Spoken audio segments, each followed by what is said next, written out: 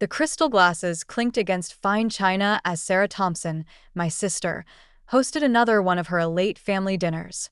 I sat quietly at the far end of the table, watching my brother-in-law, Marcus, the self-proclaimed business genius, hold court with his usual audience of admirers.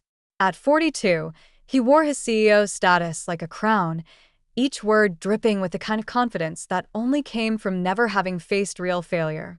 "And that's how I closed the Anderson merger," he concluded, basking in the appreciative murmurs from our gathered family. Biggest deal of the quarter. Some people just understand business at a different level. His eyes flickered to me, lips curling into what my sister probably thought was a charming smile. I took another sip of wine, already knowing what was coming. These monthly family dinners had become Marcus's favorite stage for his particular brand of subtle cruelty. Speaking of business, he turned fully towards me now. "Claire, how's that little, what do you call it, consulting thing of yours?" "It's going well," I replied evenly, noting how my sister, Sarah, straightened in her chair, eager for the show to begin. At 38, I had learned that the best defense against Marcus's barbs was calm dignity. "Still working from home, right?" He chuckled, swirling his expensive bourbon. "You know, when Sarah told me her sister was in business too, I expected something more professional. How can anyone take you seriously without even a proper office?" My mother shifted uncomfortably, but said nothing. Dad suddenly found his roasted vegetables fascinating. They had long ago chosen their side in the family dynamic, and it wasn't mine. "My clients seemed satisfied," I said, spearing a piece of perfectly cooked salmon. Marcus had insisted on catering from the city's most expensive restaurant, another chance to display his wealth. "Clients?" Marcus barked out a laugh. "Is that what we're calling the local coffee shops and boutiques now? You know, Claire, if you ever want real business advice." Actually, a deep voice cut through the dining room. Her client list is quite impressive. All heads turned to Richard Anderson. Yes, the Anderson of the merger Marcus had just been bragging about.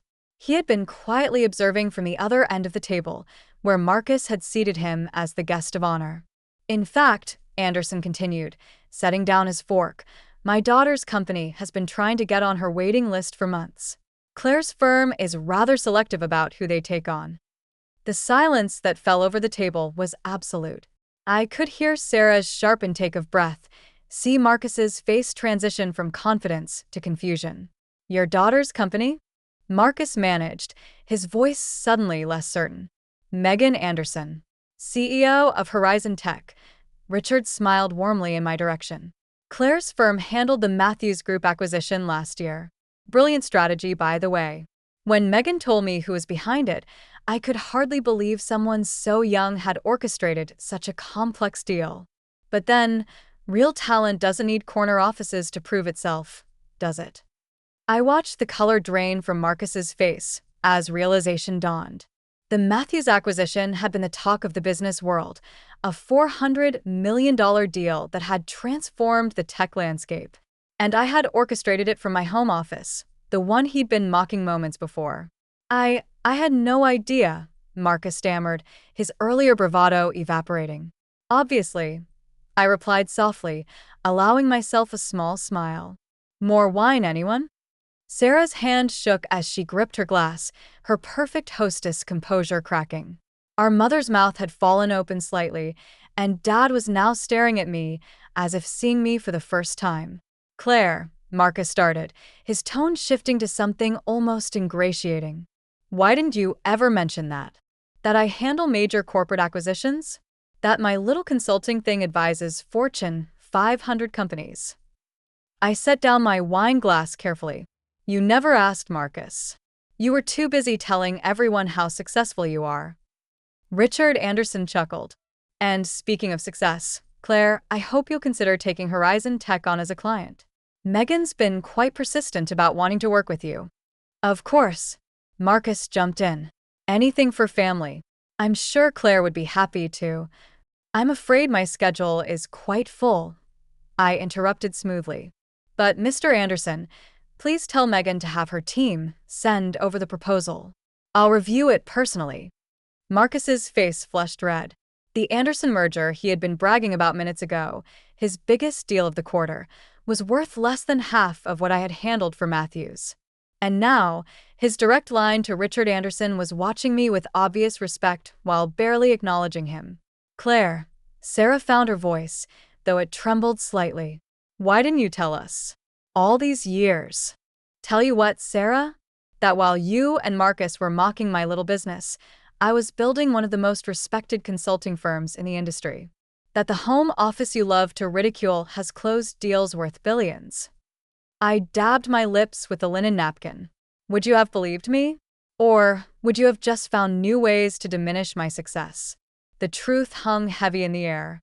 They wouldn't have believed me. They had been too invested in their narrative of Marcus as the family's business genius and me as the struggling younger sister who couldn't quite measure up. "But your clothes." Sarah gestured weakly at my simple black dress. "Your car. You live in that small house." "Because I don't need to prove anything to anyone," I replied. "Success speaks for itself.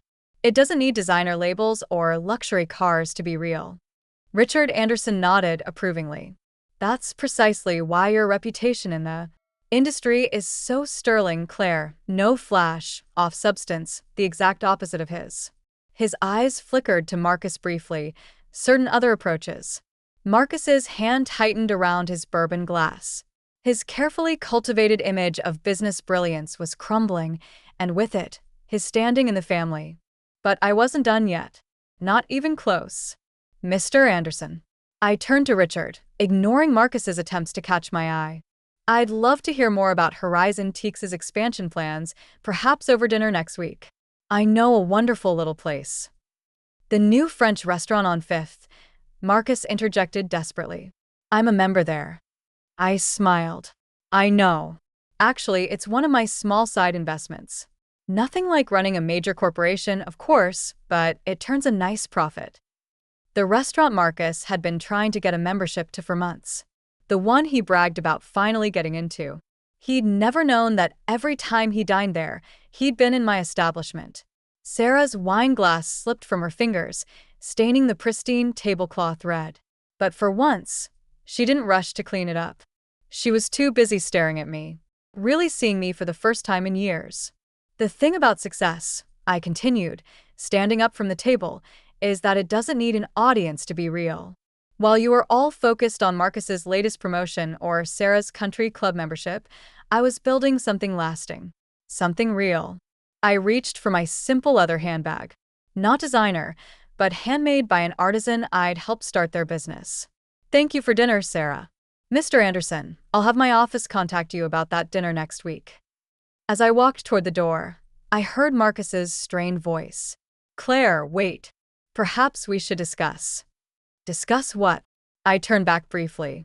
"How you spent years mocking my business.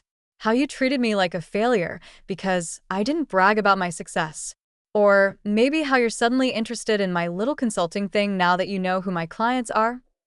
The silence was deafening. Sarah had sunk back in her chair, her perfect dinner party in ruins. Our parents were looking anywhere but at me. And Marcus? Marcus looked like a man watching his carefully constructed world crumble. "Send me the dinner bill, Sarah," I called over my shoulder. I know how Marcus hates to spend money on family charity cases. The door closed behind me with a satisfying click, leaving them to digest not just their expensive catered meal, but the realization that they'd spent years underestimating exactly the wrong person. And this was just the beginning. Because what they didn't know, what Marcus was about to find out, was that his company's upcoming merger, the one he'd been counting on to secure his position as CEO, was about to face an unexpected complication. One that had everything to do with the sister-in-law he dismissed for so long. The morning after the dinner party, my phone exploded with notifications. Text messages from Sarah. Voicemails from Marcus. Even emails from my parents, all suddenly desperate to clear up any misunderstandings. I smiled, remembering Marcus's face when Richard Anderson had revealed who I really was. But I wasn't interested in their belated attempts at reconciliation. I had a merger to stop. You see, what Marcus didn't know, what he'd been too arrogant to investigate, was that his company's upcoming merger wasn't just another deal. It was a carefully orchestrated plan, one I'd been developing for months. Claire? My assistant's voice came through the intercom of my home office. Yes, the same one Marcus had mocked. Mr. Anderson is on line 1. I picked up the phone, settling into my ergonomic chair. My little home office might not have impressed Marcus, but its technology rivaled any corporate headquarters. Richard, good morning. Claire. His warm voice filled the line. I must say, dinner last night was enlightening. Your brother-in-law seems to be having quite the morning. He's been trying to reach me since dawn. I could imagine. Marcus's entire career hinged on this merger, the one he thought would cement his position as CEO. The one he'd been bragging about at every family gathering for months. Has he figured it out yet? I asked, pulling up the merger documents on my triple monitors. Not yet. Richard chuckled, though he might want to take a closer look at who's been quietly buying shares in his company over the past 6 months. Yes. The investment firm that had been accumulating a significant stake in Marcus's company. The one operating through a series of shell companies. The one that, through a complex web of corporations, belonged to me. Claire. Sarah's name flashed on my phone again. I declined the call. Your sister seems persistent, Richard observed. They all are. Now that they know. I signed off on another document, watching as my ownership percentage ticked up another fraction. Amazing how success changes people's perspectives. The panic begins. The next few days were a symphony of panic from Marcus's corner. He finally started digging into the merger details, probably hoping to impress me with his business acumen. Instead, he discovered something terrifying. His company was being systematically purchased by an unknown entity.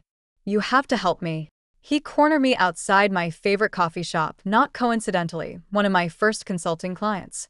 Claire, whatever bad blood there is between us, this is my career we're talking about. I took a sip of my artisanal latte. Funny. I thought it was just a little coffee shop last month when you mocked me for helping them expand. I was wrong, okay? He ran his hands through his perfectly styled hair, messing it up in a way Sarah would have hated. I was arrogant and stupid. But please, if this merger falls through, then what, Marcus?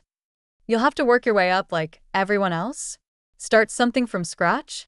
Build a business without writing on your family name? His face paled. We both knew he'd never built anything himself. His CEO position had come through connections, not competence. The same connections he used to belittle me at every opportunity. My phone buzzed again. A notification from my legal team. Another block of shares acquired. We were getting close. The board meeting is next week, Marcus said desperately. They're expecting me to present the merger details. But this unknown buyer, if they gain controlling interest, then you'll be answerable to them? I finished for him. Imagine that, the great Marcus Thompson having to justify his business decisions to someone else. The realization dawned in his eyes slowly. Claire, the buyer? My phone buzzed again. A text from Richard Anderson. Megan's team just sent over the Horizon Tech proposal. Impressive plans. Shame about Marcus's company. They would have made a good partner if their leadership was different. I showed Marcus the text, watching as the last pieces clicked into place. You're going to destroy everything I've built, he whispered. No, Marcus, I said. I'm going to show you what real business looks like. I stood up, smoothing my simple but immaculately tailored dress. The board meeting is at 2 p.m. next Thursday, correct? Don't worry about preparing anything. I'll be handling the presentation. The week that followed was chaos. Sarah showed up at my house twice, begging me to reconsider. He's family, she pleaded, as if she hadn't spent years treating me like an embarrassment. My parents tried next. Think about what this will do to the family name, Dad argued. The same family name that hadn't stopped them from laughing at Marcus's jokes about my cute little business. But the real satisfaction came at the board meeting. I walked into the room Marcus had dominated for so long, taking my seat at the head of the table. The other board members, old men who'd never questioned Marcus's leadership, stared in confusion. Gentlemen, I began, as Marcus slumped in his chair. I represent Quantum Ventures, the investment firm that now holds a controlling interest in this company. We've reviewed the proposed merger extensively, and we have some concerns about the current leadership strategy. For the next hour, I methodically laid out every mistake Marcus had made, every rushed decision, every missed opportunity, every instance where he had chosen flash over substance. The board members' expressions shifted from confusion to concern to outright alarm. Therefore, I concluded, our first act as majority shareholder will be to recommend new leadership, someone who understands that real business success isn't about corner offices or country club memberships. It's about solid strategy, careful planning, and actual results. Marcus stood up, his face red. You can't do this. I built this company. Did you? I pulled out a folder. Because our analysis shows that company value has actually decreased under your leadership. The only thing keeping your position secure was this merger, a merger that, as of this morning, is no longer happening. The board erupted in chaos. Marcus tried to speak, but his voice was drowned out by angry shareholders demanding explanations. I sat quietly, watching years of his carefully constructed facade crumble. Oh, and Marcus, I added as he headed for the door, his career in shambles. You might want to start looking for a new country club membership. The one you have is about to be discontinued. The aftermath was everything I planned for. Marcus was forced to resign, his reputation in tatters. Sarah's social circle, the one she used to mock my simple lifestyle, suddenly discovered that the sister they dismissed was now controlling one of the city's largest companies. My parents called a family meeting, probably hoping to salvage something from the wreckage. I attended out of curiosity. You've made your point, Mom said, her voice trembling. Surely we can fix this as a family? I looked around the table. Marcus, without his designer suit and corporate swagger. Sarah, her perfect image tarnished by association. My parents, finally forced to acknowledge that their golden couple wasn't so golden after all. Fix what? I asked calmly. I simply did business. Isn't that what Marcus always wanted, for me to understand real business? But you destroyed him. Sarah protested. His career, his reputation. No, I corrected her. His arrogance destroyed him. His need to diminish others to feel important. I just showed everyone what was already there. I stood up, gathering my things. The company will do better under new leadership. The shareholders will be happier. And Marcus? Well, I hear there's good money in running a home-based business, if you can handle working without a proper office, that is. The irony wasn't lost on anyone. 5 years later, the company had doubled in value under new leadership. I'd merged it with Horizon Tech, creating one of the largest tech consultancies in the country. Marcus had tried starting his own firm, but without his corporate title and family connections, he discovered that business success required more than a corner office and an expensive suit. Sarah still hosted family dinners, though they were considerably less grand now. Sometimes, when I attended, I caught Marcus staring at my simple clothes and modest lifestyle with new understanding. He had finally learned what I'd known all along. Real success doesn't need to announce itself.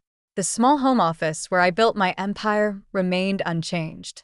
But now, on its wall, hung a framed photo from that last board meeting. Marcus's face, as he realized that the sister-in-law he dismissed had orchestrated his downfall. A masterpiece of karmic justice. Because sometimes, the best revenge isn't just success. It's success that never saw you coming. As for me, I still prefer working from home. Still drive my reliable car. Still live in my comfortable but modest house. But now, when Marcus passes me in his much reduced circumstances, he understands a fundamental truth. True power isn't in what you show. It's in what you know. And I'd known all along exactly what I was building.